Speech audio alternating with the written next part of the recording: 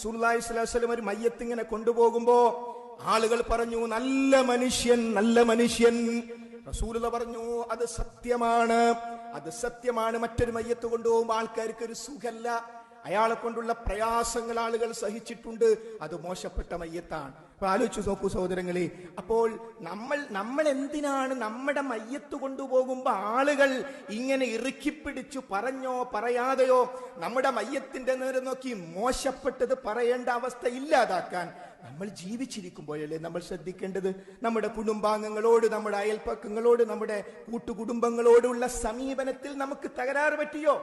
നമ്മൾ ഏതെങ്കിലും വിഷയത്തിൽ ഇടപെട്ടപ്പോ അത് നമ്മുടെ കുടുംബക്കാർക്ക് പ്രയാസം ഉണ്ടാക്കിയിട്ടുണ്ട്, അതെന്റെ ഭാഗത്ത് അന്യായമാണ്, നമുക്ക് തോന്നുന്നുണ്ടോ? അത് തിരുത്തണം, അത് മരിക്കും മുമ്പ് തിരുത്തണം. അങ്ങനെ നിങ്ങൾ ഇസ്ലാമിലേക്ക് പൂർണ്ണമായും പ്രവേശിക്കുക. ഈ ആയത്ത് നമ്മുടെ ജീവിതവുമായി ബന്ധപ്പെടുത്തുക.